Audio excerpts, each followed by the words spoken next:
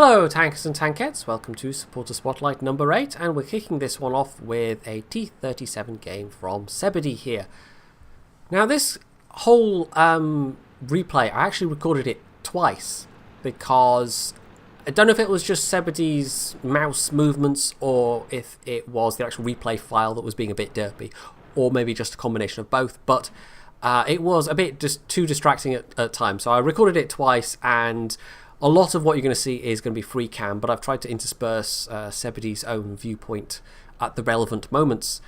I'll also say of this video generally, it's probably going to be a little on the long side because we've got a World of Warships replay in the middle.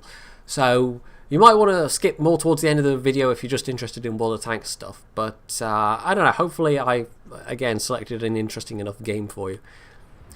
So Sebedy gets to a passive spotting position, and he does make a couple of mistakes in this one. Now, I'll point out, and he does this a bit later on as well, the way he positions himself in this bush is suboptimal, shall we say. If you're going to passive spot like this, you want to always face your tank for the quickest possible path of making a getaway, basically. And in this case, it would be having his hull turned round the opposite way so he could make a fast downhill escape. At the moment, if he had to, if he got spotted and he was running a risk of doing that whilst firing at those enemy scouts, although it's useful that they're dead, he would have to reverse down the slope, and that is obviously just inherently slower. So always try and position yourself when you're passive spotting in a way that maximizes your chances of making a really quick getaway. Now we're just skipping ahead by leaps and bounds here. I mean, he's doing a little bit of damage. He took out the enemy scouts, and there was enough cover between him and them that it was relatively risk-free doing so. And he does have 6th sense, so he would have known if he'd been spotted.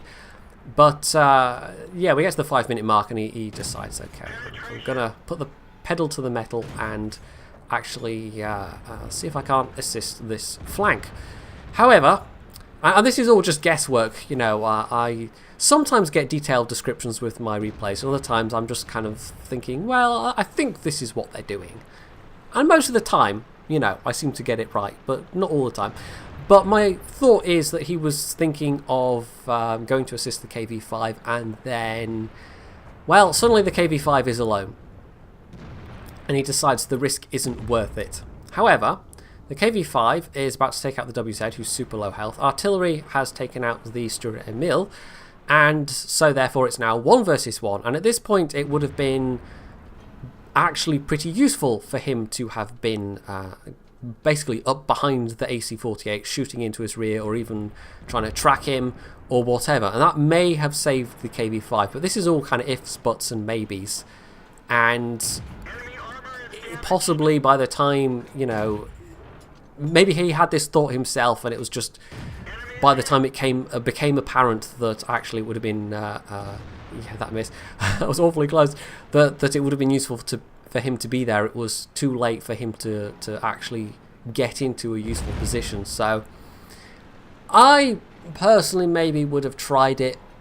I mean, we know where at least some of the enemy team are, but to be fair to Sebedy, there are also some enemy team members that are unspotted. There still could be at least one tank destroyer back there. The Jagdtiger 8.8 isn't spotted, so it could have been that he took the risk and it would have not paid off at all. So we've skipped ahead again a bit, and it's looking remarkably even. All 3 artillery are still alive. The friendly artillery are actually platooned up, which, well, artillery platoons, but in this case it is kind of useful because it means they're all coordinating fire at critical moments. And that's probably not so nice for the people getting fired at, but it is nice for Sebedy at least, because he knows these people are paying attention to the information he is trying to give them. Now, again, here, he could have taken the risk to get behind the Jagdtiger 8.8. That thing doesn't turn very well. He maybe also could have done it in such a way as to be artillery safe, because it's a fair bet that the enemy arty is probably kind of K6, K7. That's where they tended to go on this slightly older version of Redshire. It has, of course, now changed with patch 9.10. But he decides not to take the risk, and to be fair, I probably wouldn't have either. I mean, you'd have to be pretty confident in your abilities and your reflexes to actually pull that off. So instead he goes over to the other flank. We know where the Tiger and the Fury were last spotted, and the AT-15 is staying in a very, very defensive posture indeed, because he can't move very fast and there are still 3 enemy artillery left. So Zebedee has by far the best chance of actually, again, providing information for his team. And this is why doing your best to stay alive in a scout to the end game, sometimes it can be particularly important, because you're going to have, especially with the mid-tier scouts, you're going to have a mobility advantage over basically everyone. Not to mention you've got that camo on the move bonus, which other classes of vehicle just don't get.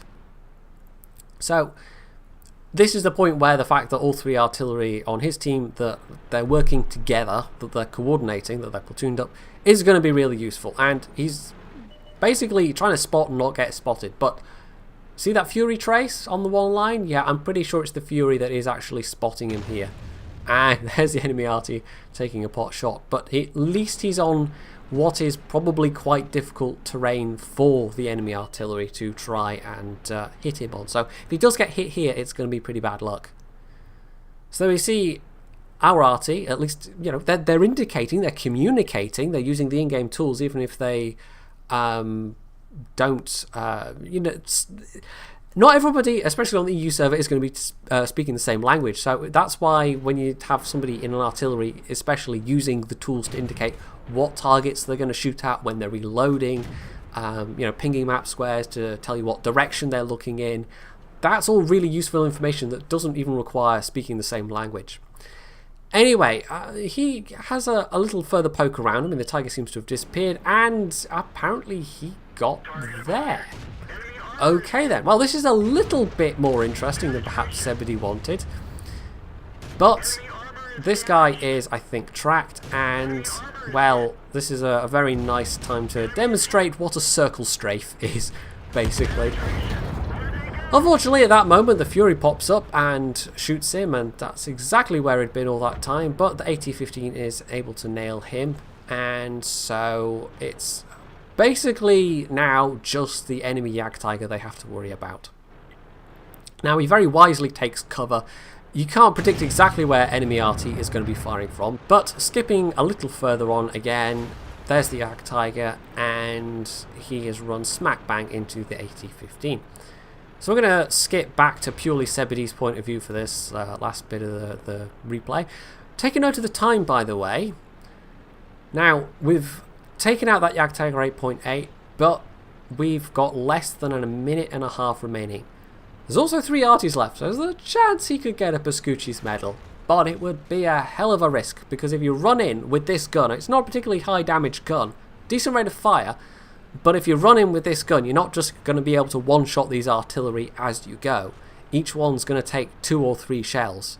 So he takes the sensible course of action, and actually the terrain works for him here. They're going to have a hard time shooting him when he's here, and they are there. And meanwhile, he can just light them for his artillery. But time is really running out. We're down to 40 seconds. There's a chance this could be a draw.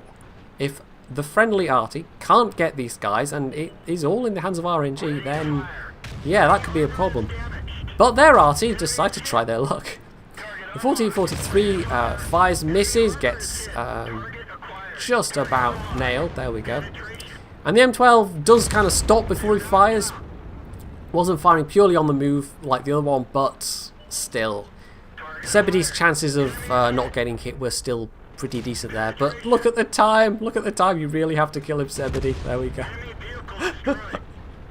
And with, what is that, 1 second on the clock, it's a victory.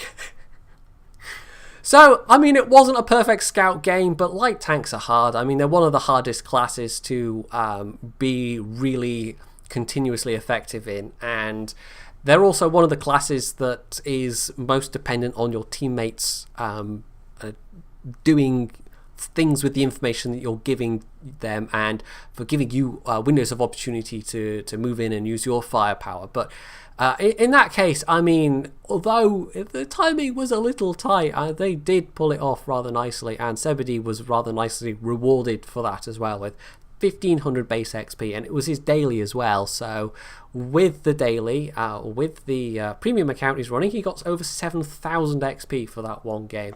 So 2000 damage, 2000 spotting, you know, that's not a bad result for a scout tank. And although there were maybe one or two moments where things could have gone better, overall I think that was a pretty good result indeed. Next up, we have Yachty, and you'll probably recognise that name if you've watched any of my other supporter videos. He's popped up in a few of them, usually driving scout tanks. And that perhaps makes his choice here of the Minikaze rather understandable, because destroyers are to some extent the scout tanks of World of Warships. Not really. I mean, you can't find that many exact equivalences between World of Warships and World of Tanks, and people that try and argue the toss about it usually end up tying themselves in knots because it just doesn't really work. But in this case, yeah, it's sort of in the right area. I mean, they're fast, they're sneaky, and they carry a pretty devastating payload, at least at the mid-tiers where the detectability ranges are lower. Now, this is a 4.05 replay, so the Minikaze has been a little bit nerfed since that point. We're at patch 4.1, and I think patch 4.1.1 is about to come out, where I think just a bunch of fixes. I don't think it has any major changes. But the shorter range torpedoes which he's using here, well, you still get about a kilometre to play with before people actually detect you. And that's exactly what Yachty is doing here. He's just firing off down this lane and using their distraction, they're all focused on that Clemson, to hopefully catch them unawares. And he's already caught that Phoenix unawares, who, having been aware that there was a destroyer there, was still not sufficiently paying attention to the possibility of there being torpedoes in the water, and therefore just driving in a straight line. Now, the Clemson goes down. Yachty actually backs off here because, yeah, he could be spotting for his teammates, but there aren't any teammates nearby enough for him to spot for, so he withdrew. And you'll see he's actually rather close to his team's Bogue. That guy really should have been looking at his minimap and getting moving a lot sooner, but he didn't. And you can look at the fact that there are cruisers coming up that line and think, yeah, he's probably not going to last very much longer. Well, no, he's not. It's not really a great spoiler to say that. There's also a South Carolina nearby, but he looks like he's heading into the middle. Not really sure what that guy's doing. The other carrier is much further back and therefore isn't immediately going to get spotted. But yeah, Yachty's just doing his best here to keep at range, to use his torpedoes to... I mean, these people have got to come through this bottleneck. So that is a bit of an advantage for him. But even so, he might be spraying all of his torpedoes down there and just every single one of them misses if the enemy cruiser drivers are halfway competent. Now, at this point, a bit of a fierce air battle takes place over these couple of squares. As you can see, Yachty's been spotted by enemy planes.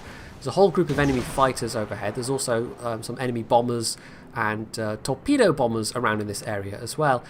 And it's at this point that all of the fighters... I think the Bogue must have had a fighter loadout, because it's just... Yeah, I mean, Yachty's got absolutely no hope of not being spotted from the air here, so he actually turns on his air defences, because at this point, if you're spotted anyway, you might as well. Now look at this. This is, what, 3 fighter squadrons, and they've got the enemy 2 fighter squadrons, plus the torpedo bombers, plus the dive bombers, so...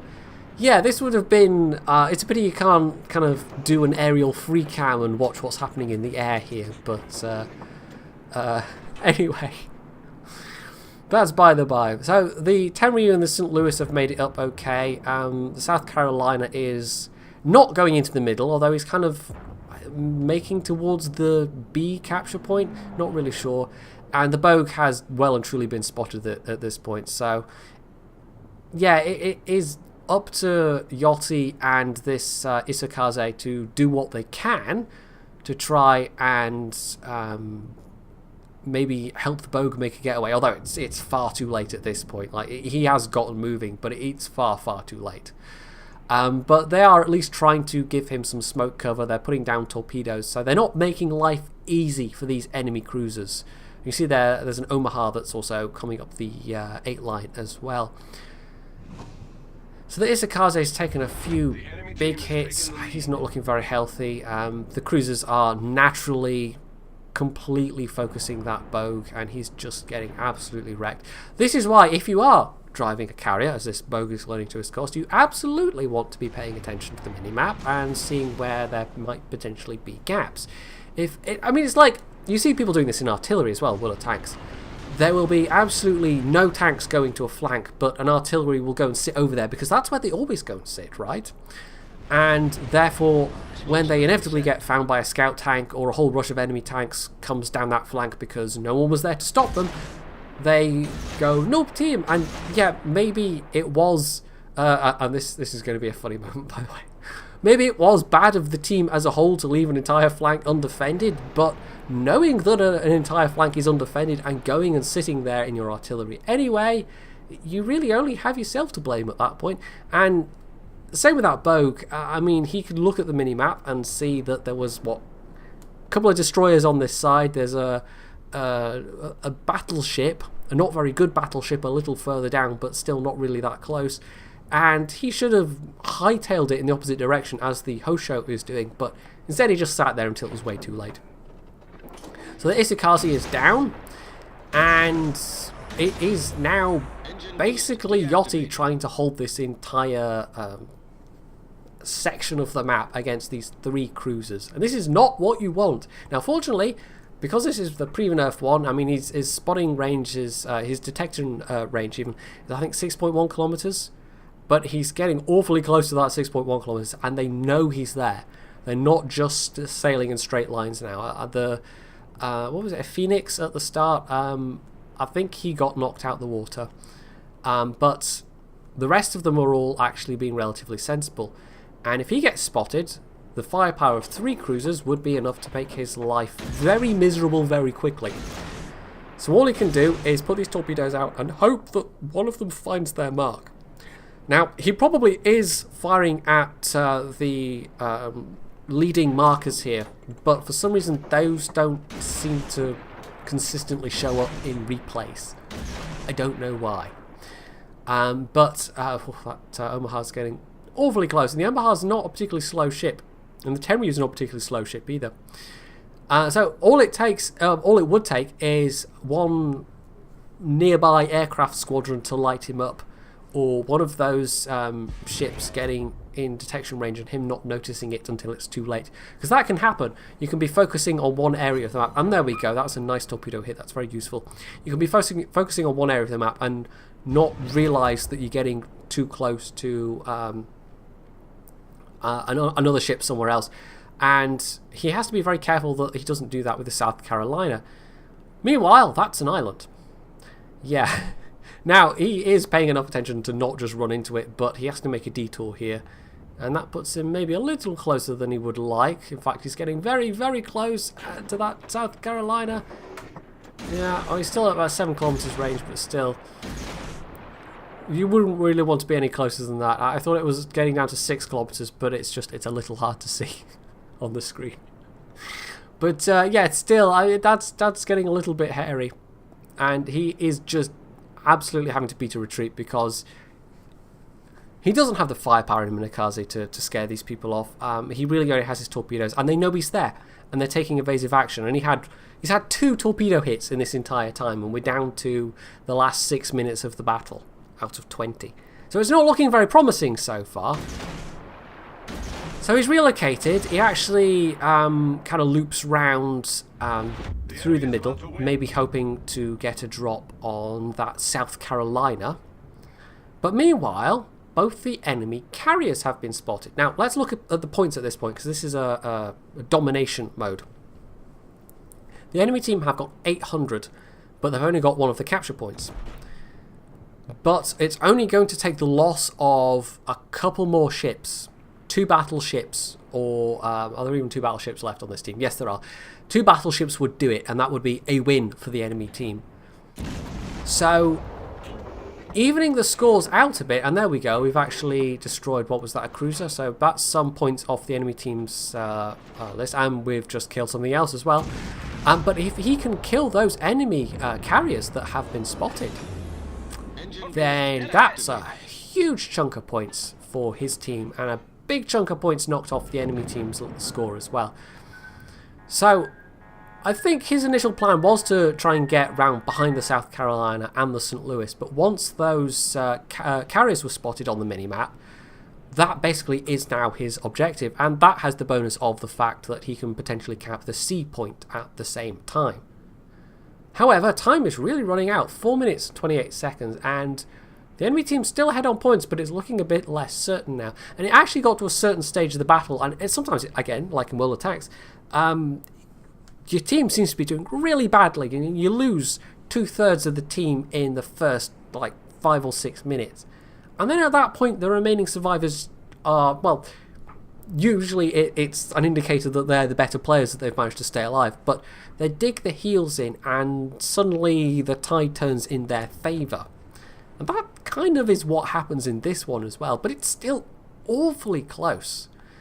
And the battles on domination mode where you get this kind of turnaround are relatively few and far between.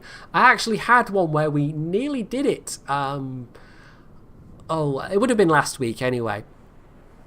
And we were literally 3 points from winning, but the enemy team were only about 40 points behind us. So it was absolutely neck and neck. And we lost a battleship. So we lost with 3 points remaining. So yeah, that was a bit galling, but what can you do? Meanwhile, yeah, that's not the best driving.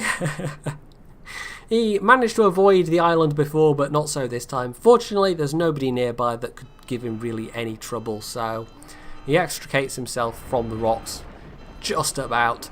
And we know that at least one of those carriers is still there because there's an Omaha pushing up from the south that has spotted him. We're still closing on points. I think we lost 1 ship in the meantime. So that was a bit of a blow, but it wasn't enough to actually tip it totally in the enemy team's favour. They're still about 150 points shy of where they need to be, and they're about to lose even more because that Hosho is in for a whole world of hurt. We can also see that the Bogue has continued travelling north, so that looks like it'll be the next target, but he might well die before Yachty can get to him. We're at less than 2 minutes now, and we're cutting it a little bit fine in terms of pulling the points back, but that was a major blow to the enemy team. There we go. We are now ahead in points, 800 to 750. So if they can just stay ahead in the points, even if the timer runs out, they've won, basically. And I have to say, initially, this particular game mode, I didn't like it that much, and sometimes it's still annoying. There can be a lot of each team left alive.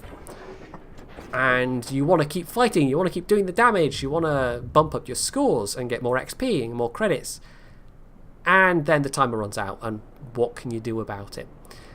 But on the whole, I actually think it's not a terrible idea. I mean, yeah, there are still more draws in this game than can be maybe considered fun, but not in this domination mode, because as far as I know, it's actually impossible to get a draw in domination mode. I don't even... It might be. I mean, maybe if both people hit 1,000, both teams hit 1,000 points at exactly the same time, I don't know. But as it is, yeah, they've just about won. And there we go. That was a double... that was a devastating strike on that guy. He's actually got 2 of them. And 2 torpedoes was enough to wipe that guy out entirely. So the enemy team don't have a lot left at this point. The next enemy ship that dies will take them. In fact, as you can see, they're about to win on points, and even if they ran out of time, they'd win on points anyway. But there we go, just over 1,000. And again, a literal last second win, but it was going to be a win anyway, so it's a little bit less dramatic. So Yeah, I still think that was fairly entertaining though. So no scores to show you, but on torpedo damage alone, it took a long time for Yachty to get started almost. It took a long time for the match to get started, but he beat a retreat when he needed to. I think he used his speed very well there, and very intelligently went after the carriers because they were worth... both the carriers together were worth more points than a single battleship that he could have gone for instead. So I think all in all that was a pretty good destroyer game. Lastly, we have the Boxtank, and this is the rather excellently named Runaway Brave Sir Robin, who is playing in either Australia or New Zealand. I'm not sure which, but either way, he's on the SEA server. And if you're in one of those two countries, or, well, that kind of area generally of the Pacific, you've got the choice of playing on the SEA server with this kind of ping, and he's just about sort of over under 200 milliseconds, which is not ideal. Or you can play on the NA West Coast server, which, yeah, neither of them are a particularly brilliant option. Although, I have to say, World of Tanks is probably one of the few online shooty style games where you can still get away with playing with 200 ping. If this was like CSGO or Call of Duty or something like that, you wouldn't even bother. You'd just get murdered over and over again if this was your only option, 200 plus ping. But if you're consistently playing at those higher levels of ping, I think kind of up to maybe 250, the game is still playable. Probably there are people out there that are playing consistently on more than that. But the thing is, you get used to it, and your reactions adjust kind of by practice. And so it's not ideal. There's a lot of times when it's going to be disadvantageous, but depending on the kind of tanks you're driving, the kind of situations you're in, well, you might not necessarily need those kind of split-second reflexes quite so often. So maybe it rules out, say, playing a lot of very fast light tanks or a lot of very fast medium tanks, but you can still play an awful lot of vehicles in the game. Now, Brave Sir Robin's team isn't doing so well. They are at 5'8", and they're basically being pressed on all sides. I mean, this is the only semi-coherent pocket. Both his platoon mates are already dead, unfortunately. There's a Hetzer and an AT2 in the north. The AT2 might be able to support the Hetzer, but the Hetzer can't really support the AT2. And of the tanks on this side, well, we just lost whatever that was it KV-1? And although he's killed the Churchill, well, him and a Panzer IV-D are... neither of them have got particularly a lot of armour. And the Boxtank has... well, it's big. I mean, the gun mantlet can get some bounces, and the tracks can eat some shells, but that's true on any tank, really, of the tracks anyway. Not every tank has a gun mantlet that is capable of eating shells, but it's not looking good at all. The one saving grace is there's no artillery to worry about, which would be very bad news indeed. What is, however, very bad news is the fact that Panzer IV-D just died, and he is now basically alone. The Hetzer also died, and the AT2 is also alone and in an AT2. It doesn't react very well, that thing. In fact, he's actually dropped down into the middle, and he's going to do a little bit of damage before he dies, but yeah, the AT2 is not a good machine to be on your own in, because it turns very poorly, and if somebody gets behind you, you basically have had it. Similarly, the Boxtank, big, slab-sided, very poorly armoured for the most part. It's not a machine that reacts well to being flanked. And if you're in the kind of situation where it's one versus many, well, that's pretty bad. Now we can look at the minimap and see that the Lux is actually going round in front of the 82, or at least it seems like he is. He might actually be getting behind him, but either way, that 82 is going down swinging. He's not going down without a fight, and the Type 58, as we can see, actually went over to take out that guy as well, which has bought Brave Sir Robin here some time, but yeah, then his gun decides to troll him. Now, this T-34 is firing nothing but premium. However, maybe he's playing with equally terrible ping, because as you'll see, his shots aren't particularly going where he wants them, and he only actually lands 2 shots out of the, what, 6, 7 that he fired? Some went in Sir Robin's track, some just missed entirely, and that is one less machine he has to worry about. Meanwhile, yeah, that's a bit painful. However, Sir Robin reacts very well, is able to just turn and put the shot right into him, and that actually, that's the biggest threat gone right there. The Lux actually had tracked himself. That proves to be his undoing, because instead of, maybe he was trying to get round behind Brave Sir Robin, he was going in the opposite direction to the Type 58, but having then tracked himself doing that, that was his undoing, and he had the autocannon as well, which could have actually been pretty dangerous if he'd gotten round behind the box tank with that thing. The KV-1, well, he's got 1 hit point, but 1 hit with a decent roll with the 85mm will definitely kill a box tank, and he can't take the hit himself, but well, I suppose it comes down to who has the better ping, who has the better RNG. The Hetzer, we also don't know where he is. We know where he was last spotted, but we have no information beyond that, and we don't even know what gun he's got. However, yeah, there he is, and he's got the derp gun. Now, if that had been an AP shell, this game would be over already, quite possibly. In fact, if it had been a slightly better aimed HE shell into the superstructure, that easily could have penned. So this is bad. He's got a Hetzer coming in behind him, he's got the KV-1 to his front, and the KV-1 is being very, very shy indeed, but Sir Robin just goes for it. I mean, he's got nothing left to lose. If he lets the Hetzer come in behind him, he's dead anyway, so at that point you might as well take the risk. 7 kills, by the way. If he pulls this off, it's a Radley-Walters. I don't think it'll be a Kolobanovs though. I think the 82 died a little bit too late for that. Very inconsiderate. But we'll see at the final results screen anyway. I can't remember offhand if it is or isn't. But either way, this alone has been pretty impressive. And if he dies to the Hetzer and another HE shell will easily do it, well, that would be disappointing, but it would still be an entertaining box tank replay, and you would see why I would put it up either way. But at this point, he absolutely... he doesn't want to go on the offensive here, but it looks like the Hetzer doesn't want to come to him either. And one advantage of the box tank, in fact its biggest advantage, is the fact that it has a very big gun. So unless the Hetzer is... well, I think even if the Hetzer's full health, I'm pretty sure he can still one-shot a tier 4 tank destroyer with this gun. I'm trying to remember offhand, is it like 240 hit points? 360? I really can't remember. In fact, 360 might be a tier 5 tank destroyer. 270, there we go, I can numbers. So, even full health, the Hetzer would probably be a one-shot for this gun, but he's very definitely not full health, so... This is risky.